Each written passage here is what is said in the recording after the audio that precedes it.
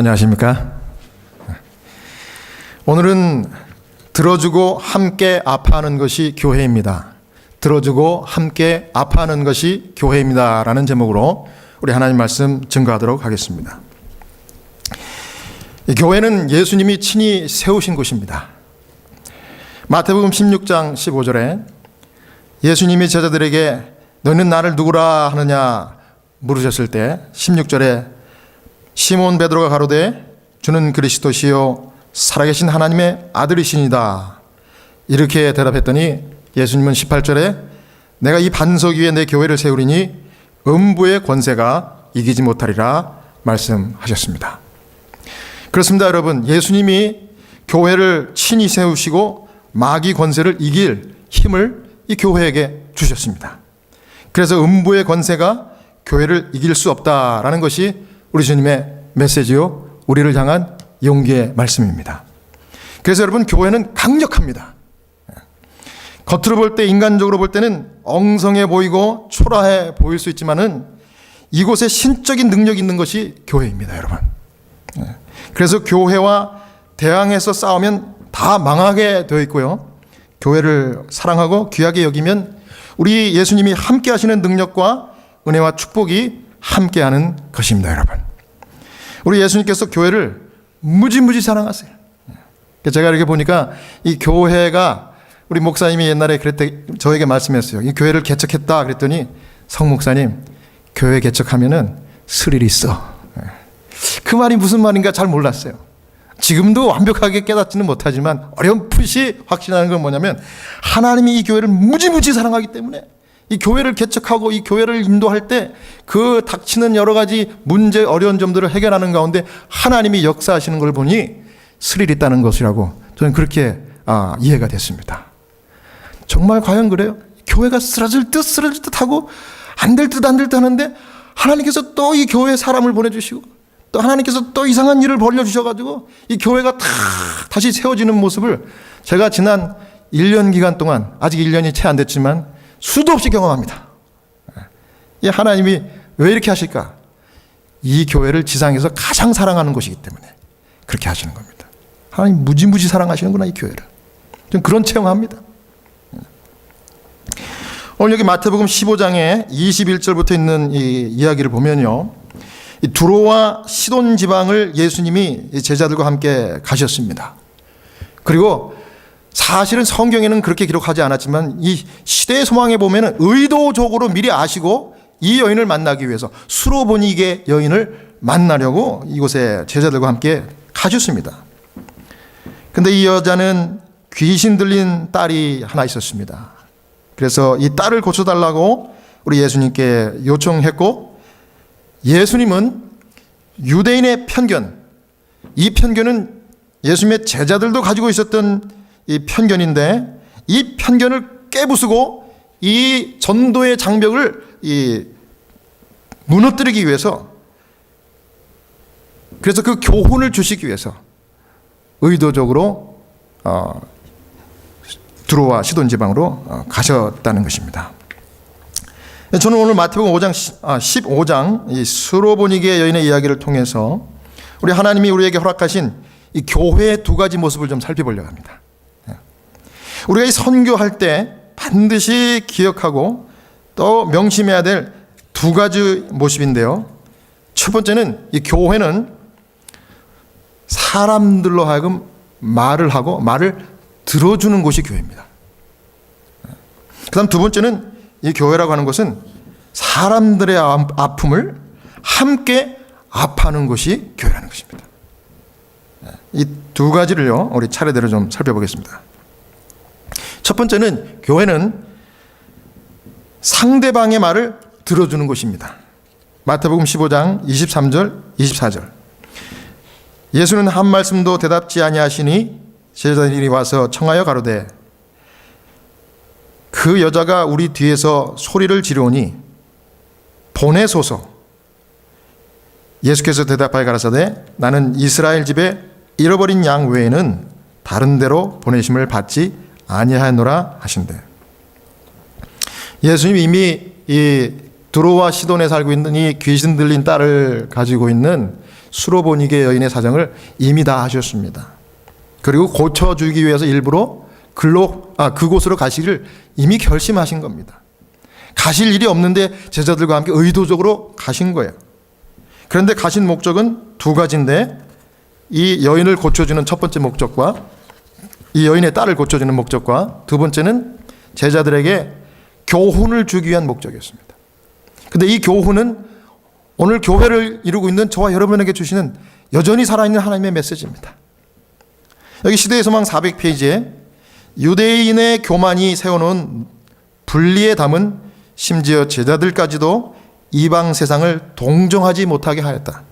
그러나 이러한 장벽은 무너져야 할 것이었다. 우리 예수님이 제자들에게 주신 첫 번째 교훈은 상대방의 말을 잘 들어주라는 것입니다. 예수님이 이미 여인의 사정을 다 아셨지만은 가까이 가셔서 소리를 치는 여인입니다. 주님, 내 딸이 귀신 들렸는데 고쳐주십시오. 이렇게 소리를 질렀어요. 예수님 들었을까요? 못 들었을까요? 당연히 들었겠죠. 그런데 예수님의 행동이, 그분의 말씀이 이상해요. 왜? 제자들에게 교훈을 주기 위해서 의도적으로 그렇게 하신 거예요. 어떻게 합니까? 소리를 지르는 이 여자의 말을, 그것도 한두 번이 아니었을 텐데 못 들은 것처럼 그냥 지나가는 거예요. 여기 성경에 뭐라 그럽니까? 23절에 예수는 한 말씀도 대답지 아니하시니, 그 전에는 뭐라 그래? 22절 마지막 부분에 여인이 내 딸이 흉악히 귀신 들렸나이다. 이 이야기를 조근조근 했겠습니까? 얼마나 귀한 순간이고 귀한 분인데 다시 만날 수 있을지 장담도 못할 텐데 목소리를 높였겠죠. 주여, 내 딸이 귀신 들렸나이다. 그 옆에 제자들도 있었어요. 그런데 예수님은 못 들은 것처럼 무시하는 겁니다. 그 무시하시는 예수님의 그 태도와 그 장면이 너무나 어색하고 이상하니까 참다 못해 제자들이 어떻게 합니까? 23절에 제자들이 와서 청하여 말하되, 예수님에게 그러는 겁니다. 그 여자가 우리 뒤에서 소리를 지르는데 왜 그렇게 못 들은 척 하세요? 차라리 꾸짖어가지고 보내십시오, 주님. 방해하지 않습니까? 이렇게 얘기한 겁니다. 예수님이 제자들이 와서 그렇게 자기한테 말하도록 의도하신 거예요.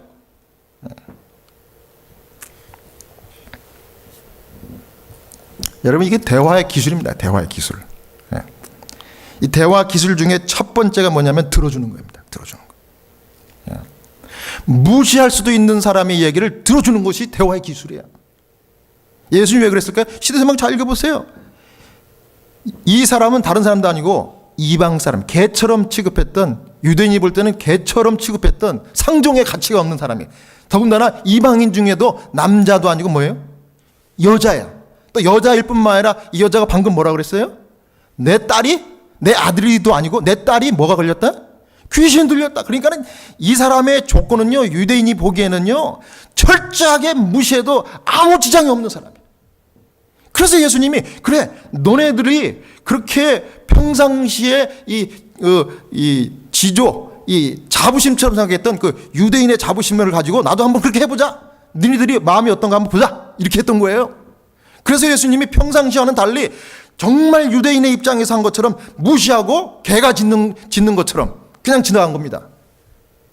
그랬더니 불편했어요. 그래도 아무리 유대인이라도 제자들은 이 인간 아닙니까? 인간. 불편했어요. 그래서 주님, 이 여자가 지금 뭐라고 하잖아요. 주님이 들어주시든지 아니면 쫓아 보내시든지 그렇게 하십시오. 우린 좀 난처하네요. 이렇게 한 겁니다. 상황을 아시겠죠? 예수님이 의도했어요. 그렇게 하면은 안 된다는 것을 교훈하기 위해서. 자, 보십시오. 여러분, 우리가 대화할 때 중요한 분하고 대화하면 어떡합니까?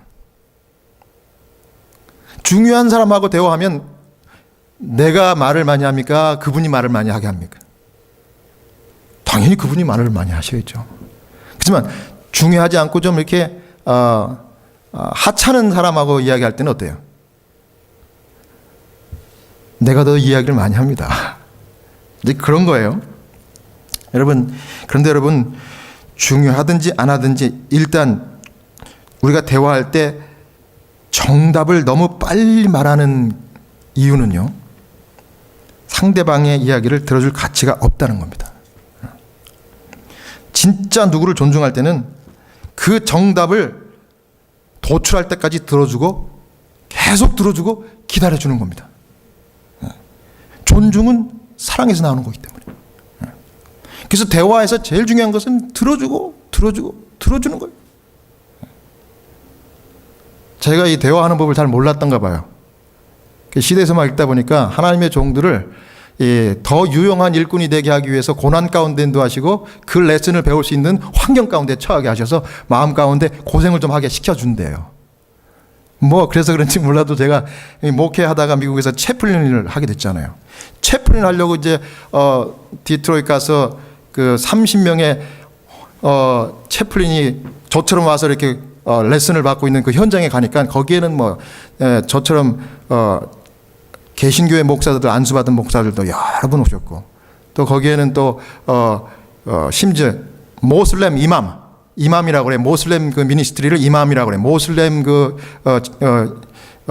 사람도 와 있고, 그다음에 뭐 캐톨릭 신부도 뭐 수도 없이 많이 와 있고, 다 채플린 되기 위해서. 그런데 그 정말 영적인 지도자들이 딱 모였는데 첫날 뭘 가르치는가 하면 입 다물으래요. 평생 입으로 벌어먹은 사람들이 입 다물으니까는 진짜 황당하더라고. 근데 입 다물면서 뭘 시켰는가 하면 석 달 동안 듣는 훈련 시켰는, 듣는 훈련. 당신들은 여태까지 말만 했지. 그거 가르치신 슈퍼바이저도 큰 교회 목사님이에요. 네. 근데 그분이 그래요. 진짜 환자들을 케어하고 보호자들을 케어하고 가족들을 케어하려면 듣는 일을 잘해야 된대. 당신들 신방 가고 환자들 성도들 만날 때 5분 듣는 것도 귀찮았지. 그리고 기도합시다 그랬지. 이래요. 다들 고개를 푹 숙여. 들어야 돼, 들어. 안 들으니까 진짜 얘기를 못 듣지. 그렇게 얘기하는 겁니다. 이야, 거기서 우리가 완전히 다 깨졌습니다. 지금은요, 여러분 한번 성목사 한번 잘 살펴보십시오. 여러분들이 저하고 대화하려고 이렇게 저한테 오시면은 제가 잘 듣습니다. 그리고 제가 무슨 이렇게 하십시오 저렇게 하십시오 이야기 잘 안 합니다. 왜? 이미 말씀하시는 여러분들이 다 답을 갖고 있어요. 그거를 스스로 꺼내실 때까지 제가 들어주는 거예요. 근데 예수님이 그걸 이 제자들에게 가르쳐 주시는 겁니다. 너네들이 여태까지 했던 방법으로 사람들을 만나고 대화하면은 절대 안 된다 이거예요. 절대. 그래, 내가 너네들을 택했지. 유대인은. 그 다음에 하나님의 사랑을 증거하라고 그랬어. 특권이야. 좋은 거야. 그런데 왜 그것을 사람들에게 나눠주지 않았느냐. 그리고 그 사람들에게 이해하는 방법으로 이것들을 소개하지 않았느냐 이거예요. 들어주란 얘기죠. 그래서 상대방이 말을 하게 해주는 건 더 말을 많이 할 수 있도록 분위기를 만들어주는 것이 사랑이고 대화의 기술입니다. 여러분, 한 번 죄인은 영원한 죄인, 구제받지 못할 죄인으로 말뚝 박아놓고 편견과 전제를 깔아놓고 대화하는 경향이 우리 죄인들의 마음속에는 항상 있습니다. 그거 버리라는 거예요. 그거 버리지 않으면 너도 구원받을 자격 없다는 얘기죠. 여러분, 우리가 어떻게 구원받았어요? 뭘 잘해서 구원받았습니까? 우리가 어떻게 이렇게 귀한 진리를 가졌어요? 부모 잘 만나서 그랬어요? 물론 그런 경향도 있겠지. 모태신앙으로 이렇게 진리를 받으신 저도 그렇고 여러분 중에도 계시잖아요. 참 훌륭한 특권이요 축복이지만 그것 때문에 이 영광스러운 자리에 우리를 불러주신 것이 아니라 은혜요, 은혜. 하나님 은혜를 우리에게 주셨기 때문에, 일방적으로 주셨기 때문에, 죄인인 나를 그냥 덮어주시고 용서해 줬기 때문에 우리가 여기 있는 거예요. 여러분 감사합니까? 그런데 왜 우리는 그렇게 은혜를 받으면서 다른 사람들에게 그 은혜와 사랑을 주지 못하는 거예요? 이게 난센스야, 이 난센스. 그걸 예수님이 지금 지적해 주는 겁니다. 그래서 죄인과 병자들에게 할 말이 있게 만들어주고 예수님을 더 붙들게 해주는 것이 예수님의 대화 방법이었어요. 존중해줬거든요. 사랑해줬거든요. 여러분, 최고의 성숙한 선교는 상대방의 입에서 그들 속에 진짜 이야기가 나오도록 그렇게 하는 것이 선교요 사랑인 것을 기억하시기 바랍니다. 시대의 소망 400페이지에 그분께서는 유대인들이 의뢰 그렇게 하였으리라고 생각되는 태도로 이 경멸받는 민족의 대표자를 응대하셨다. 그분께서는 이렇게 하심으로써 당신의 제자들이 당신께서 그 여인을 대할 때 보이신 바와 같이 그런 경우에 유대인들이 대접하였으리라고 생각되는 냉정하고 무정한 태도를 명심하게 하고 또 뒤이어 그 여인의 간원을 들어주심으로써 보이신 대로 제자들이 슬퍼하는 자들을 취급하기를 원하시는 인정 있는 태도로 명심하게 하실 작정이셨다. 기가 막히죠, 여러분? 기가 막히죠? 여러분, 그 뒤에 이 엘렌 화이트 부인이 예수님에 대해서, 그리스도에 대해서 뭐라고 표현한 줄 아세요? 긍휼이 많으신 그리스도이시다. 어떻게 이런 말을 할 수 있냐 이거. 말만, 이 말의 단어만 살펴보면은, 예? 그 뒤에 나오죠? 그 뒤에 나옵니다. 나는 이 이방인들을 뭐라 그럽니까? 예? 이스라엘의 잃어버린 양 외에는 보내심을 받지 않았다. 이런 얘기를 합니다. 이거는 예수님이 진짜 마음에서 한 얘기가 아니고 유대인들이 주로 했던 얘기들이에요. 그리고 개들 같은 너를 어떻게 내가 도와줄 수 있냐, 막 이런 얘기 했다고 예수님이. 그거 예수님의 말이 아니라 이 유대인들이 늘상 했던 말들을 예수님도 한번 해본 겁니다. 레슨을 주기 위해서.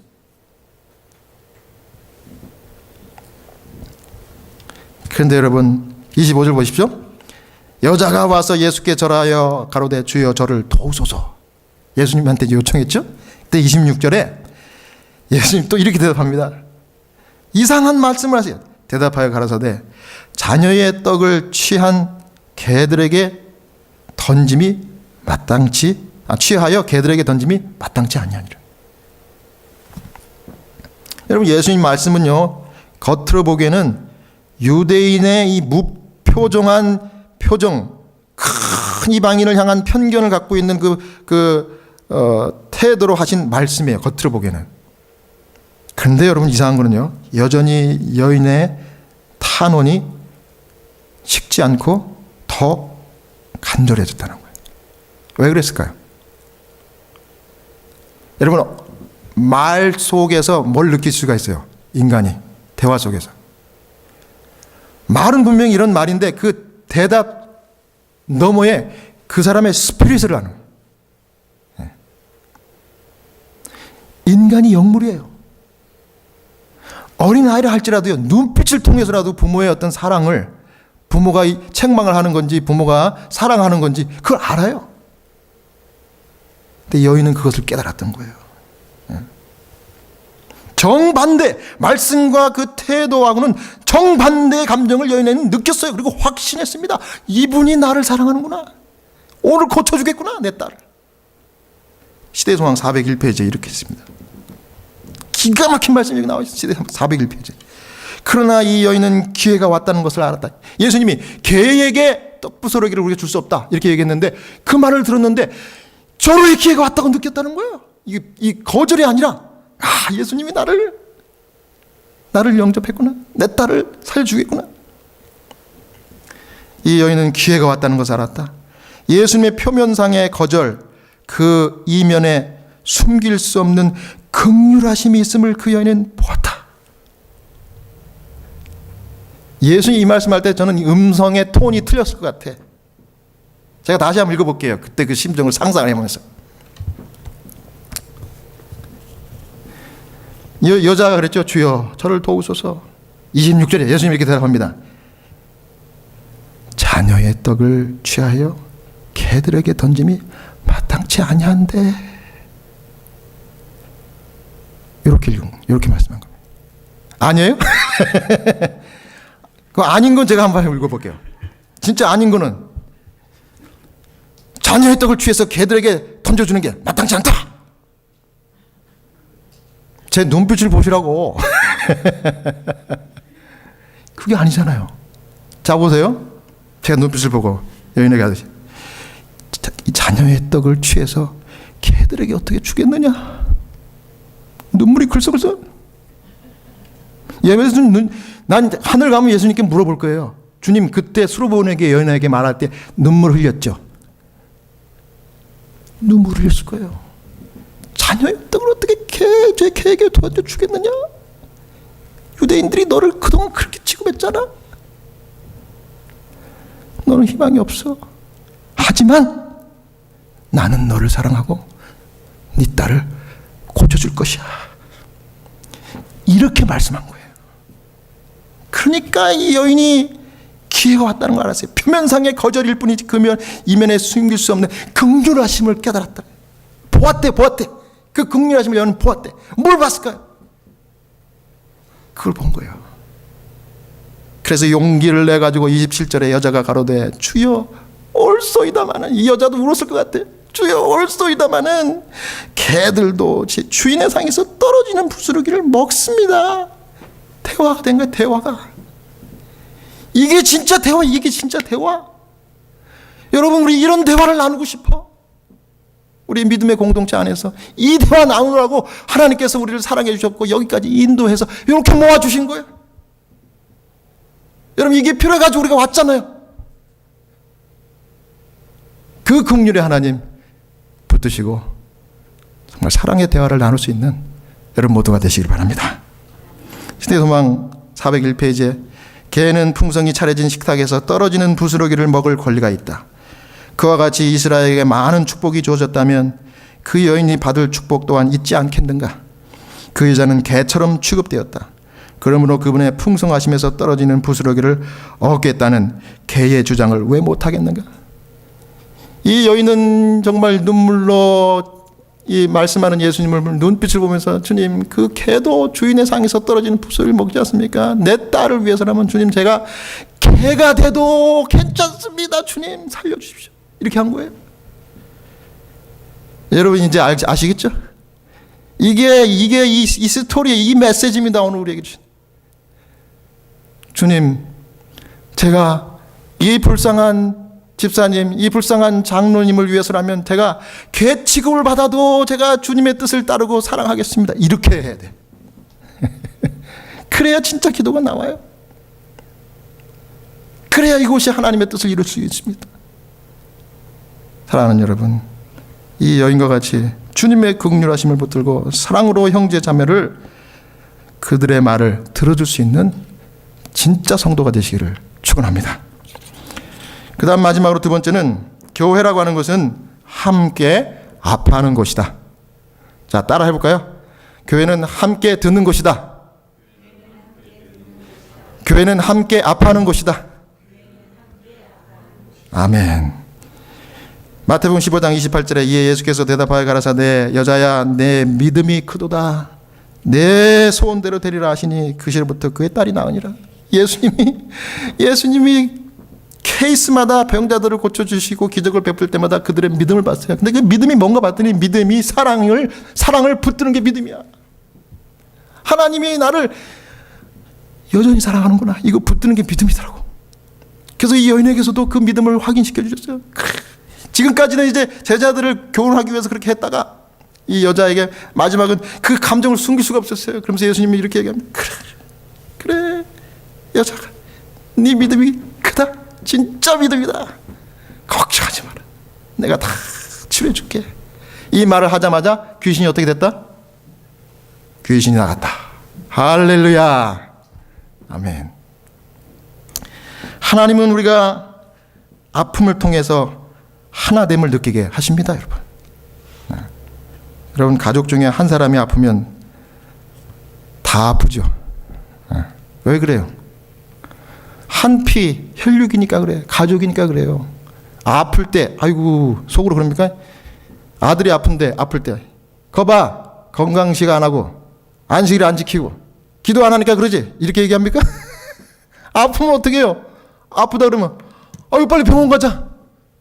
빨리 병원 가자. 이러잖아요. 그리고 날 때까지 어떻게? 같이 아프잖아요. 그게 왜 그래요? 한 몸이니까.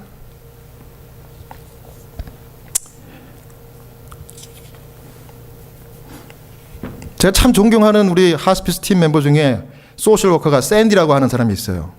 이제 뭐 60이 넘어가지고 이제 은퇴가 이제 몇 년 안 남았는데 병원 경험, 소셜 워커, 하스피스 경험 너무너무 많아요. 베테랑입니다. 아주 훌륭해요. 이분은요, 딱 만나면 여자 목사 같아. 딱 앉아서 무슨 얘기를 꺼내도 이 사람은 다 들어주고 모든 사람이 다 좋아해요.